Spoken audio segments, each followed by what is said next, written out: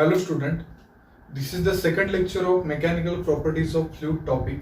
In the previous lecture we learned types of matter, next is types of fluid mechanics, static dynamics and dynamics again divided into two types, kinetics and kinematics. Okay. Next is properties of fluid. We discuss first density, then wet density, specific volume and specific gravity. Okay. And then last point is types of fluid. There are two types of fluid, a real fluid and ideal fluid. Okay. जे fluid really use केले जातात, जे real application मध्ये आहेत त्याला real fluid म्हणलं जातं. Okay. Ideal fluid यालाच इमॅजिनरी फ्लुइड म्हणलं जातं आणि ते रिअल लाईफ मध्ये पॉसिबल नाही आहेत. ठीक आहे. जस्ट फॉर एखादं डेरिव्हेशन कम्प्लीट करायचं असेल किंवा एखादी कन्सेप्ट डिराईव्ह करायची असेल, फॉर्म्युला डिराईव्ह करायचं असेल तर आपण फर्स्ट अज्युम करतो की given fluid is a ideal fluid, but actual मध्ये हे आयडियल फ्लुइड हे प्रेझेंट नाहीये. ओके. जे ऍक्च्युअल मध्ये आहेत ते रिअल फ्लुइड आहेत. ओके. तर आज आपण इथे न्यू कन्सेप्ट पुढची डिस्कस करणार आहे, static fluid. Static. Okay. Fluid static. आता फ्लुइड स्टॅटिक कशाला म्हणलं जातं? जे फ्लुइड रेस्ट कंडिशनला आहेत आणि रेस्ट मध्ये ज्या फ्लुइडचा स्टडी केला जातो अशा फ्लुइडला काय म्हणलं जातं? Fluid static. Okay. Means it is a branch of science or it is a branch of fluid mechanics which deals with study of fluid at rest. Okay. फ्लुइडचा स्टडी रेस्ट पोझिशनला केला जातो, त्या ब्रँचला काय म्हणलं जातं? Fluid static. ओके. तर आता ज्या फ्लुइड स्टॅटिक मध्ये जी इम्पॉर्टंट फर्स्ट कन्सेप्ट आहे ती आपण स्टडी करूया. फ्लुइड स्टॅटिक लक्षात आलं, प्रिव्हियस लेक्चर मध्ये पण आपण इथे दिलं होतं. तर इथे नेक्स्ट कन्सेप्ट आहे प्रेशर. प्रेशर. आता प्रेशर कशाला म्हणतात लक्षात आहे का?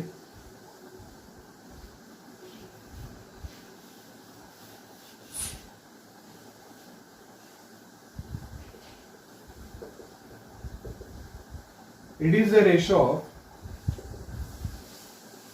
applied force per unit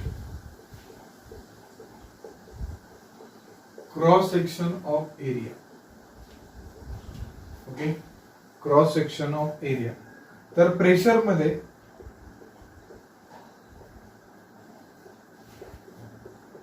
applied force divided by काय असणार आहे? एरिया. ओके. जर इथे तुम्ही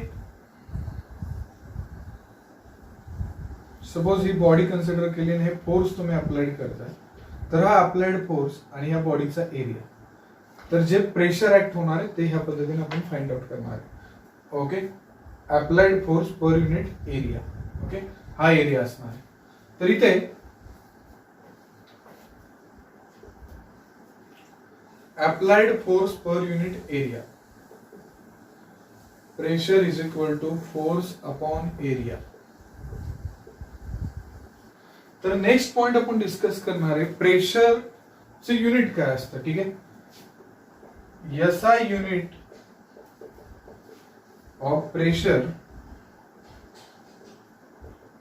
Newton per metre square. Okay. प्रेशरचा SI युनिट काय असतं? Newton per metre square. SI unit of pressure is newton per metre square. म्हणजे फोर्स हा न्यूटन मध्ये काउंट केला जाईल आणि हे मीटर मध्ये. ओके. तर इकडे लक्षात द्या, पुढची नेक्स्ट कन्सेप्ट आहे, थोडस आपल्याला कन्व्हर्जनची पण गरज लागते पुढे. ओके. तर 1 pascal is equal to 1 newton per metre square. PA ला काय म्हणलं जातं? पास्कल. ओके. पास्कल लॉ हा प्रेशरशी रिलेटेड आहे, त्याच्यामुळे न्यूटन पर मीटर स्क्वेअर ला आपण काय म्हणतो? पास्कल. ठीक आहे. तर इथे पुढची एक कन्सेप्ट आहे बार. तर बार म्हणजे 10⁵ पास्कल असतं आणि पास्कल म्हणजेच काय? 10⁵ newton per metre square. Okay. Bar म्हणजे काय असणार आहे? 10⁵ पास्कल आणि इथे 1 bar is equal to 10⁵ newton per metre square. हा एक इम्पॉर्टंट पॉइंट आहे. SI unit of pressure newton per metre square. 1 pascal is equal to 1 newton per metre square. 1 bar is equal to 10⁵. Okay, तर हे point तुम्हाला इथे प्रेशरशी related important आहेत. Okay, तर मी फर्स्ट रिपीट करतो. प्रेशर म्हणजे काय असणार आहे? Applied force per unit area. Okay, म्हणजे जो काही बॉडीवरती अप्लाइड केला जातो फोर्स डिवायडेड बाय तो क्रॉस सेक्शन एरिया. ठीक आहे, हे म्हणजे काय असणार आहे? Pressure applied force per unit area F upon A. P हे पी लेटरनं प्रेशर आपण इंडिकेट करतो, force upon area. SI unit प्रेशरचं काय असणार आहे? Newton per metre square. 1 pascal is equal to 1 newton per metre square. 1 bar is equal to 1 pascal. 1 bar is equal to काय येणार आहे? 10⁵ पास्कल. बार म्हणजे लक्षात ठेवा 10⁵ पास्कल. ओके, तर ह्या इम्पॉर्टंट टर्म्स प्रेशर रिलेटेड आहेत, तर या नोट करून घ्या.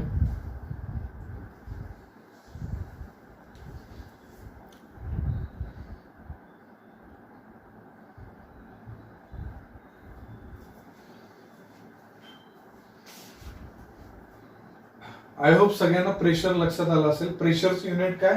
Newton per metre square. Okay, pascal म्हणजे न्यूटन पर मीटर स्क्वेअर. आता थोडस मी तुम्हाला एक कन्व्हर्जन एक सांगतो, इम्पॉर्टंट आहे. एक्झाम्पल ज्यावेळेस आपण सॉल्व्ह करतो त्यावेळेस तुम्हाला कन्व्हर्जन पण खूप इम्पॉर्टंट आहे.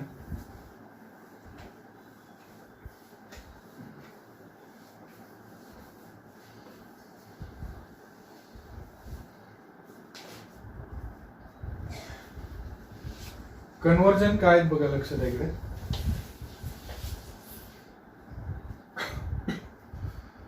आता 1 न्यूटन पर मीटर स्क्वेअर किंवा 1 pascal is equal to 1 newton per metre square. Okay, तर इथे जर हे मेगा पास्कल असेल, मेगा असेल तर 10⁶. आपण प्रेफिक्स यूज करतो बघा, किलो, मेगा, गेगा. ओके, किलो म्हणजे काय इंडिकेट करेल? 10⁵. मेगा म्हणजे इंडिकेट करेल 10⁶. आणि गिगा म्हणजे इंडिकेट करेल 10⁹. ओके, तर हे प्रेफिक्स आपण यूज करतो, किलो, मेगा आणि गेगा.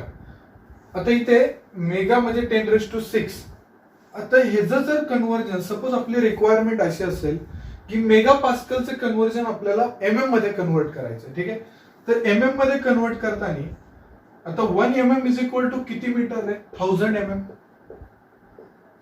ओके, तर इथं मीटर स्क्वेअर आहे, मग इथं किती होईल? 10⁶ होईल ना, कारण हे 10⁵ आहे. तर स्क्वेअर केला तर काय होईल? तो इंडेक्स मल्टिप्लाय करेल 3 × 2. ओके, म्हणजे इथे जर मी MM मध्ये कन्व्हर्जन केलं तर हे 6 आणि हे 6 कॅन्सल होईल. इन शॉर्ट मला तुम्हाला एवढंच सांगायचंय की 1 mega pascal is equal to 1 newton per MM square असणार. 1 mega pascal is equal to काय असणार आहे? 1 newton per MM square. Okay, आणि गेगा जे असतं, गेगा पास्कल, गेगा म्हणजे 10⁹. आता ह्याचं कन्व्हर्जन मला जर MM मध्ये करायचं असेल तर डिवायडेड बाय 6 केलं पाहिजे, म्हणजे 10⁵ येणार.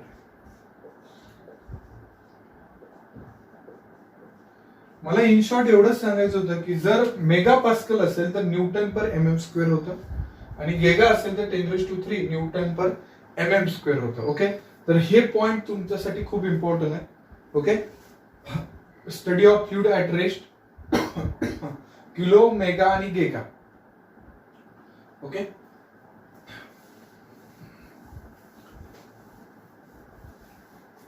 तर हे नोट करून घ्या.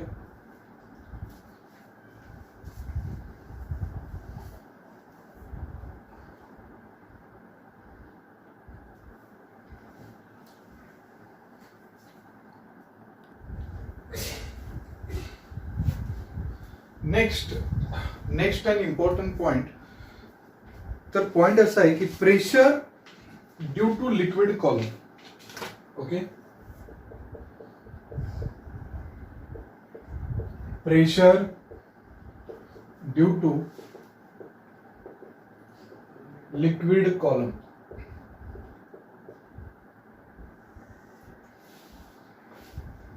Pressure due to liquid column. Okay, next important point असा आहे की सपोज आता इकडे लक्ष द्या, सपोज एखादा लिक्विड कॉलम म्हणजे हे असं म्हणलं जातं याला. ओके, हा एक कंटेनर आहे आणि या कंटेनर मध्ये एखादं फ्लुइड आहे.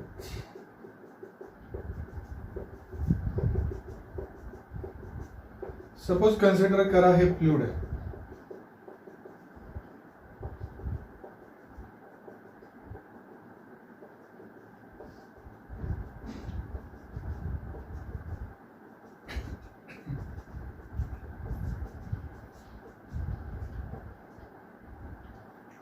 ओके, आणि ह्या कंटेनर मध्ये जे फ्लुइड आहे, ह्या फ्लुइडची आपल्याला इथे हाईट माहिती आहे. तर आपल्याला इथे फाइंड आउट काय करायचं आहे, ह्या सरफेस वरती एक कंटेनर ठेवलंय. ओके, सपोज कन्सिडर करा एक सरफेस वरती. लक्ष द्या, मी परत एकदा सांगतो, इथे आपल्याला प्रेशर एखाद्या कंटेनर मध्ये असेल तर टॉप लेवलला प्रेशर काय असेल हे आपल्याला मेजर करायचं. ठीक आहे, हा तुम्हाला इथे जेई पॉइंट ऑफ व्ह्यू खूप इम्पॉर्टंट.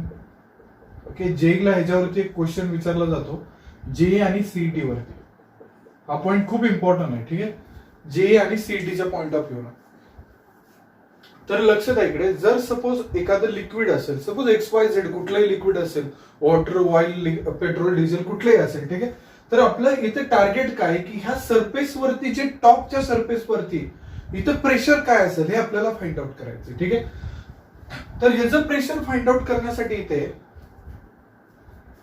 हे लक्षात आहे, हे कंटेनर फक्त इथे मी सरफेस वरती दाखवलं. ठीक आहे, तर आपल्याला इथे प्रेशर ह्या टॉपला काय असेल हे फाइंड आउट करायचं. तर प्रेशर इज इक्वल टू काय आहे, force upon area. Force upon काय असतो, एरिया. आत्ताच आपण बघितलं प्रेशरची डेफिनेशन, फोर्स अपॉन एरिया. तर हा जो फोर्स आहे, हा फोर्स जो टॉपच्या सरफेस वरती असणार आहे, त्या फोर्स मध्ये काय असतो, न्यूटनचा जो काही सेकंड लॉ आहे त्यामध्ये काय सांगितलं, force is equal to mass into acceleration divided by area. आता हा जो मास आहे, मास, आता मी इकडे साईडला थोडंसं कॅल्क्युलेशन करतो. इकडे लक्ष द्या, मास म्हणजे काय असतं. सगळ्यांना हे माहिती आहे, density is equal to mass upon volume आहे. डेन्सिटी इज इक्वल टू काय, मास अपॉन व्हॉल्यूम आहे. ठीक आहे, तर इथे मास इज इक्वल टू काय बनेल रे, डेन्सिटी इंटू व्हॉल्यूम. आणि ह्या कंटेनरचं व्हॉल्यूम काय असेल, एरिया इंटू हाईट. या कंटेनरचं व्हॉल्यूम काय असेल, area into height. Okay, M into G. आता एमच्या जागी डायरेक्टली पुट करूया, rho area H G upon area. Area cancel, rho जी एच प्रेशर. ओके, प्रेशर म्हणजे लक्षात आहे इकडे की तुम्हाला जर एखादा कुठलाही कंटेनर तुम्हाला दिला आणि त्याच्या टॉपच्या सरफेस वरती प्रेशर फाइंड आउट करायचं असेल तर तुम्हाला इथे काय लागणार आहे, त्या फ्लुइड जो काही फ्लुइड असणार आहे, ओके, त्याची डेन्सिटी नोंद पाहिजे. ऍक्सेलरेशन ड्यू टू ग्रॅव्हिटी जी जो असणार आहे त्याची व्हॅल्यू 9.81 ही कॉन्स्टंटच असणार आहे. आणि एच त्या कंटेनरची हाईट. मग इथे सिंपल लँग्वेज मध्ये काय करायचं आपल्याला की एखादा जर कंटेनर आपल्याला इथे दिला असेल तर फक्त इथे हाईट मेजर करायची आणि ह्या फॉर्म्युल्यामध्ये पुट करायचं. आणि त्या फ्लुइडची पर्टिक्युलर, सपोज वॉटर असेल तर डेन्सिटी किती असणार आहे, 1000 इंटू 9.81 इंटू हाईट. पण इथे हाईट जी पुट करणार आहे ती कशामध्ये पुट करायची, मीटर मध्ये. ओके, हाईट ही कशामध्ये पुट करायची, मीटर मध्ये. एकदा जर तुम्ही ही हाईट पुट केली, रो जी एच, ओके, तर तुम्हाला इझिली प्रेशर हे फाइंड आउट करता येईल. ओके, प्रेशर फाइंड आउट करण्यासाठी रो जी एच मीटर मध्ये हाईट पुट करा आणि तुम्ही इझिली प्रेशर हे फाइंड आउट करू शकता. ठीक आहे, नेक्स्ट आता मी इथे सांगणार आहे,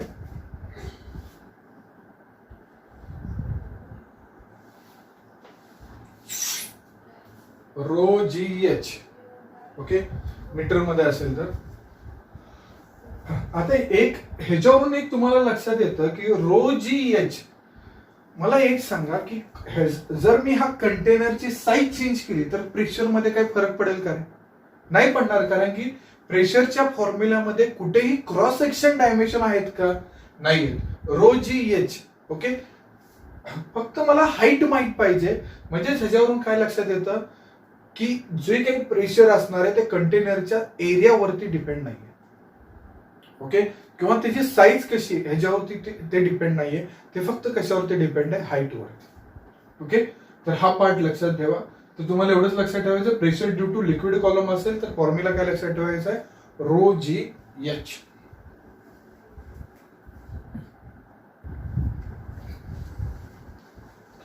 ठीक आहे, हे झालं असेल नोट करून. तर एवढं लक्षात ठेवा की pressure is independent on shape and size of container. Pressure is not depends on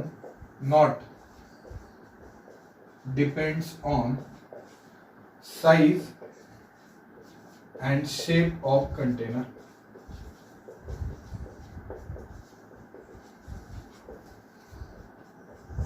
okay, pressure हे साईज आणि शेप वरती डिपेंड नाहीये. लक्षात आले, pressure is not depends on size and shape of container.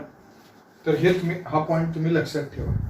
ठीक आहे, आणि हा फॉर्म्युला लिक्विड आणि गॅसेस साठी यूज केला जातो. ओके, तुम्हाला सीडीचा क्वेश्चन असेल की प्रेशर हे साईज आणि शेप वरती डिपेंड असेल का, तर नाही, फक्त हाईट वरती डिपेंड असणार आहे.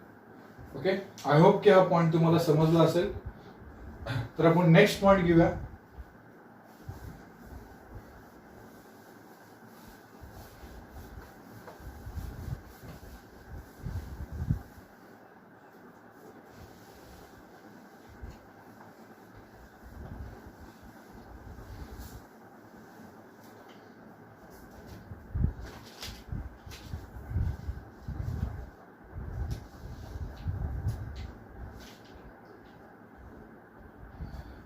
नेक्स्ट पॉइंट घेणार आहे आपण इथे. सपोज एक कन्सिडर करा की दोन कंटेनर,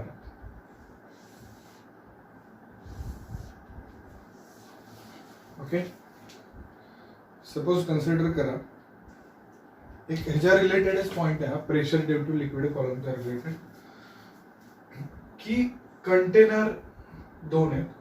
एक कन्सिडर करा की इथे जे आहे ते वॉटर आहे. ओके, आणि वॉटरला मी सिंबल दिला 1, आणि सेकंड कंटेनर मध्ये आहे मर्क्युरी. ओके, सेकंड कॉलम मध्ये आहे मर्क्युरी. तर इथे वॉटर आणि मर्क्युरी, जर सपोज ही हाईट माहित असेल H1 हे नोन असेल. ओके, H1 नोन आहे, मी H1 नोन आहे, आणि मला एवढं हे लक्षात हे करायचं आहे की आता क्वेश्चन काय असेल बघा, इकडे लक्षात आहे, हे प्रेशर आणि हे प्रेशर मला सेम मेंटेन ठेवायचं. परत एकदा सांगतो, वॉटरच्या टॉपला आणि मर्क्युरीच्या टॉपला सरफेस मला कसं मेंटेन ठेवायचंय, सेम. ओके, ही H1 असेल आणि हा H2 असेल. ओके,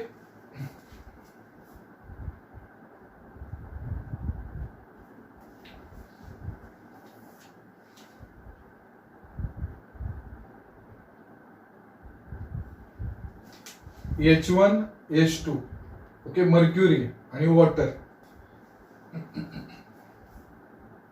हा वॉटर आहे, हा मर्क्युरी. प्रेशर दोन्हीचं सेम ठेवायचं, हा H1 आहे, तर मला H2 फाइंड आउट करायचं. ठीक आहे, तर लक्षात द्या ह्याच्यामध्ये काय, प्रेशर दोन्हीचं सेम ठेवायचंय ना, तर इकडे 1 इज इक्वल टू 2. आत्ताच फॉर्म्युला बघितला, रो जी H1, जी ला 1 का दिलं नाही, तर जी सेम नसतो. ठीक आहे, rho g H2. Okay, g cancel होईल, rho 1 H1 is equal to काय होणार आहे, रो 2 H2. ओके, आणि ह्याच्यावरून एक लक्षात आलं की rho 1 upon rho 2 is equal to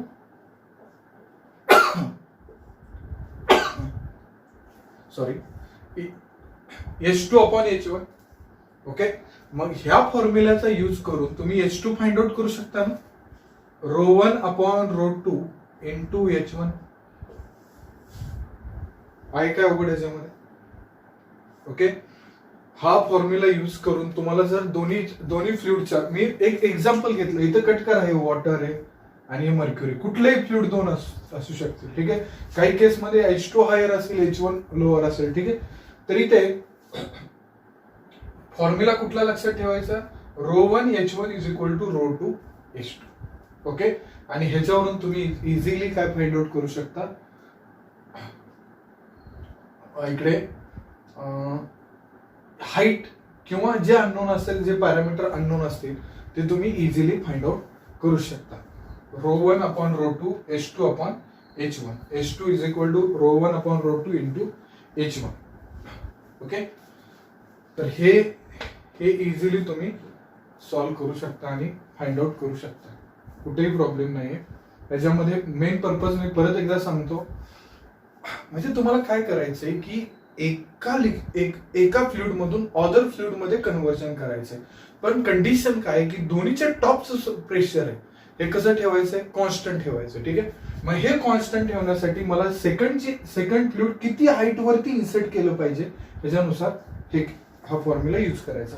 तर इथं खूप इम्पॉर्टंट हा फॉर्म्युला आहे. हा फॉर्म्युला तुम्हाला कॉम्पिटेटिव्ह एक्झाम, जीई असेल, नीट असेल, ह्या एक्झाम साठी खूप इम्पॉर्टंट आहे.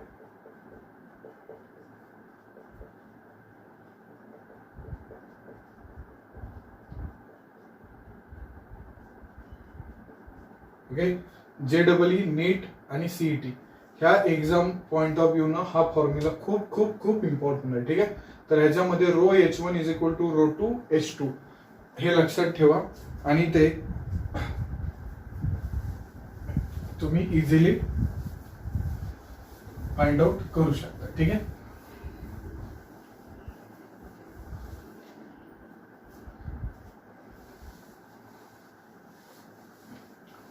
तर एक लक्षात ठेवा की मी अजून एक शॉर्ट मध्ये फॉर्म्युला सांगतो, ρH1 is equal to ρ2 H2. हा फॉर्म्युला कधी यूज करायचा, जर तुमच्याकडे डेन्सिटी गिव्हन असेल तर, डेन्सिटी दोन्ही फ्लुइडची गिव्हन असेल तर.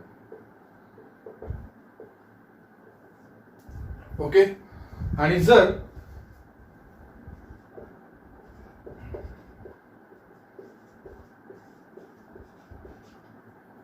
इकडे specific gravity, sorry, S1 H1 हा फॉर्म्युला कधी यूज करायचा, जर तुमच्याकडे स्पेसिफिक ग्रॅव्हिटी इज गिव्हन असेल तर. ओके. स्पेसिफिक ग्रॅव्हिटी गिव्हन असेल तर हा फॉर्म्युला यूज करा, आणि डेन्सिटी गिव्हन असेल तर हा फॉर्म्युला तुम्ही तिथे यूज करा. आय थिंक हे इम्पॉर्टंट आहे. जर एमसीक्यू मध्ये किंवा एखादं, हे एमसीक्यू ओरिएंटेड आहे, बोर्डला असे काही क्वेश्चन विचारले जाणार नाही. एमसीक्यू ओरिएंटेड, स्पेसिफिक ग्रॅव्हिटी एका फ्लुइडची दिली जाईल. सपोज वॉटर म्हणलं तर स्पेसिफिक ग्रॅव्हिटी काय लक्षात ठेवायची, 1. ओके. हे पण लक्षात ठेवा. तिथं फक्त वॉटर म्हणतील तर स्पेसिफिक ग्रॅव्हिटी काय लक्षात ठेवायची, 1 वॉटर साठी. आणि इकडे 13.6 ही कशासाठी असते, मर्क्युरीसाठी. म्हणून हे दोन स्टँडर्ड फ्लुइड यूज करतात, म्हणून मी तुम्हाला आता पाठीमागच्या एक्झाम्पल मध्ये वॉटर आणि मर्क्युरी हे दिलं होतं. तर इथे वॉटरचं 1 ठेवा आणि मर्क्युरीची 13.6 ठेवा. याच्यावरून तुम्ही इझिली फाइंड आउट करू शकता, कुठेही प्रॉब्लेम येणार नाही, ठीक आहे. आय होप की हे तुम्हाला इथे समजलं असेल. ओके. तर हे नोट करून घ्या, आपण पुढे जाऊया.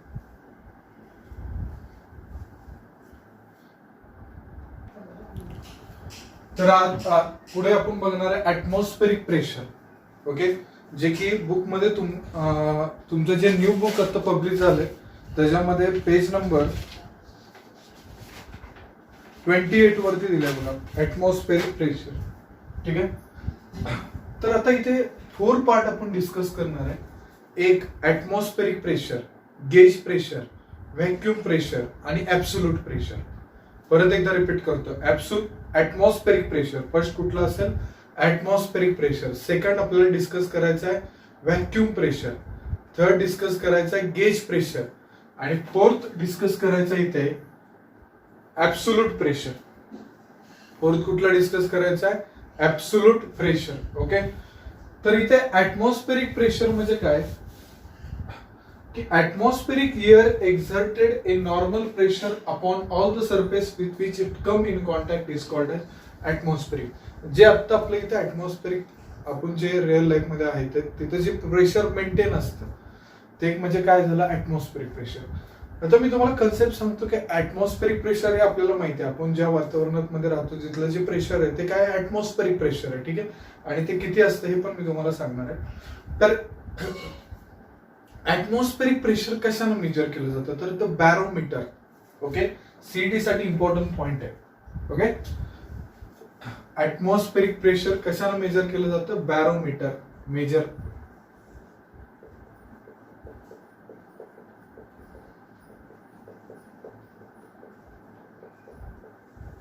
ओके, बॅरोमीटर हे इन्स्ट्रुमेंट यूज करून आपण काय मेजर करतो, atmospheric pressure. It is measured by using barometer. आणि 1 atmospheric pressure is equal to, आता हे काय आहे, हे जर मिनिंग काय बघा इकडे लक्षात द्या. हे जे आपलं जे प्रेशर आहे, ओके, आपल्या जे वातावरणामध्ये जे प्रेशर आहे ते जर आपल्याला वॉटरच्या फॉर्म मध्ये इंडिकेट करायचं असेल तर वॉटर 10.3 मीटर फिलअप केला पाहिजे. आणि 10.3 मीटर फिलअप केल्यानंतर जे टॉपला सरफेसला जे प्रेशर येणार आहे ते पुन्हा एवढं असेल ऍटमॉस्फेरिक एवढं. परत एकदा सांगतो, 10.3 मीटर हाईट वरती वॉटर फिलअप केलं पाहिजे आणि तो जो सरफेस असणार आहे टॉपचा 10.3 मीटरचा टॉपचा सरफेस, तिथं जे प्रेशर असणार आहे ते कुठलं प्रेशर असेल, ऍटमॉस्फेरिक प्रेशर. बार लक्षात आलं, बार मध्ये 1.0132 बार. ओके, बार म्हणजे 10⁵ पास्कल. मग हे पास्कल मध्ये फक्त याला मल्टिप्लाय केलं तर 1 atmospheric pressure is equal to 1.0132 bar. Okay, आणि 1 atmospheric pressure is equal to काय असणार आहे, 760 mm of mercury. Okay, 760 mm of mercury. हे एवढं तुम्हाला कशामध्ये असणार आहे, 760 mm ऑफ मर्क्युरी.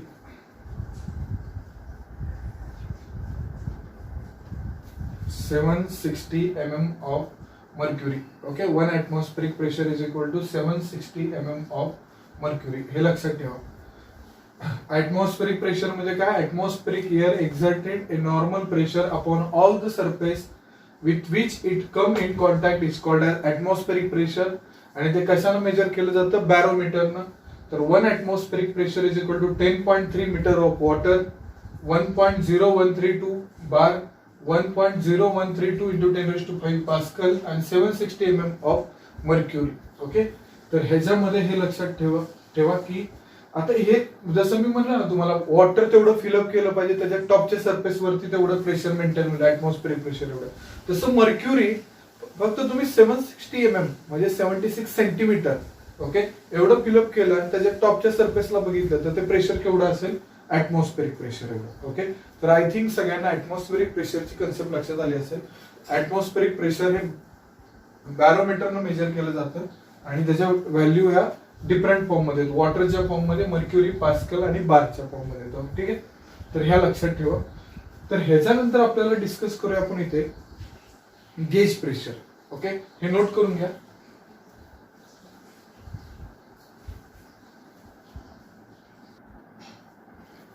ठीक आहे, नेक्स्ट पॉइंट आपण बघणार इथे. आता आपण इथे बघितलं ऍब्सोल्यूट प्रेशर कशाला म्हणतात. ठीक आहे, ऍब्सोल्यूट प्रेशर सगळ्यांना लक्षात आलं. ऍब्सोल्यूट प्रेशरच्या व्हॅल्यू किती असतात. ओके, ऍब्सोल्यूट प्रेशर हे वॉटरच्या फॉर्म मध्ये मेजर करायला गेलं तर 10.3 मीटर ऑफ वॉटर असतं. ओके, मर्क्युरी मध्ये असेल तर 760 mm ऑफ मर्क्युरी. ओके, आणि जर बार मध्ये असेल तर 1.013 बार. ओके, हे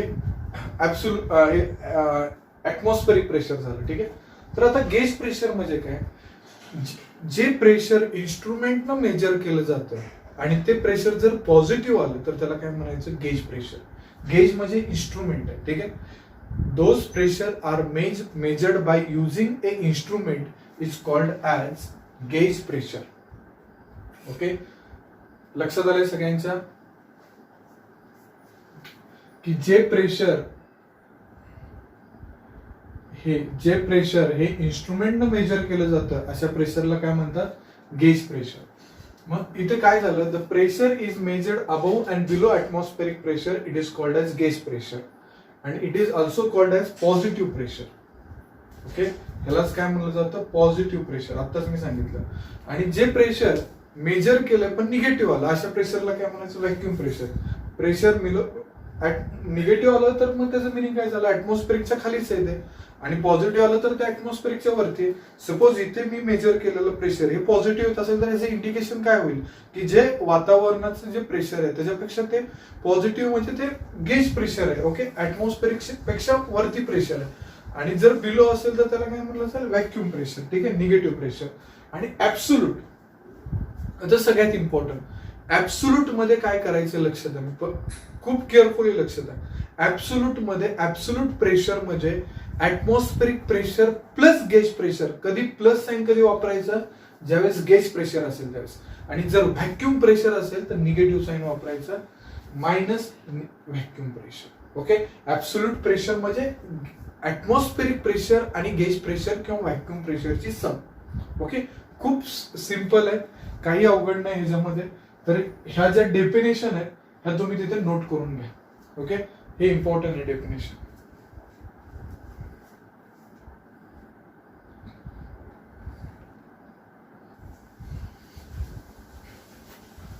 आता मी ह्या ज्या काही कन्सेप्ट आता तुम्हाला सांगितल्या, atmospheric, gauge pressure, vacuum pressure आणि ऍब्सोल्यूट प्रेशर, हेच आपण जर ग्राफच्या फॉर्म मध्ये बघितलं तर हे असे येणार.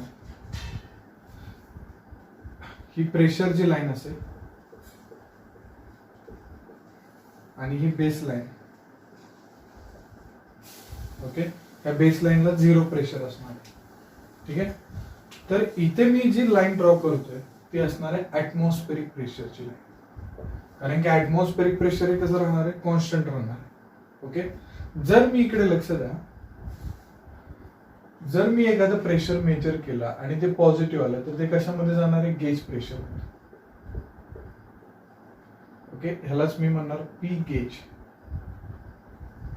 ओके, आणि ही जी लाईन असणार आहे ती कशाची असणार आहे, ऍटमॉस्फेरिकची.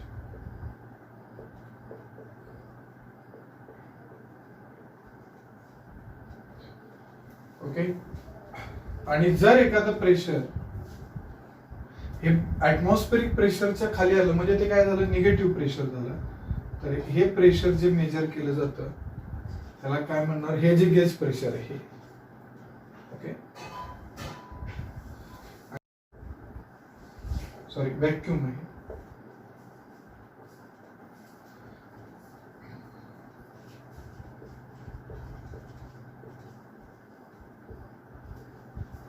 ओके, गेज प्रेशर आहे, व्हॅक्यूम प्रेशर आहे. आणि मग इथे लक्ष द्या, ह्या जर दोन्हीची मी सम घेतली, ऍटमॉस्फेरिक आणि हे जर, तर हे झालं ह्याचं ऍब्सोल्यूट. बघा केअरफुली बघा, मी कशाची सम घेतोय, ऍटमॉस्फेरिकची. म्हणजे हे ऍटमॉस्फेरिक प्रेशर, हे ऍटमॉस्फेरिक प्रेशर आणि वरचं जे आहे ते गेज प्रेशर, ह्या दोन्हीची जर मी सम घेतली तर ते कुठलं झालं, ऍब्सोल्यूट प्रेशर. ठीक आहे, आणि इथे जर मी ह्याच्यातून हे मायनस केलं तर हे जे येणार आहे ते व्हॅक्यूमचं ऍब्सोल्यूट प्रेशर असेल. परत एकदा खूप इम्पॉर्टंट पॉइंट आहे. ओके, तुम्हाला हा चार्ट कळाला तर तुमच्या लक्षात येईल. म्हणजे मला एक सांगा, बेसिक हे कुठलं असणार आहे, ऍटमॉस्फेरिक. ठीक आहे, आपलं जे सराउंडिंग प्रेशर जे असणार आहे ते कुठलं असणार आहे, ऍटमॉस्फेरिक. त्याच्यावरती जे येणार आहे म्हणजे ते काय झालं, अबाव द ऍटमॉस्फेरिक प्रेशर, ह्याला काय म्हणूया, गेज प्रेशर. मग हे गेज प्रेशर आणि हे ऍटमॉस्फेरिक प्रेशर हे जर एकत्र केलं तर ह्याला काय म्हणलं जाईल, ऍब्सोल्यूट प्रेशर. ओके, आणि नेक्स्ट परत इकडे लक्ष द्या,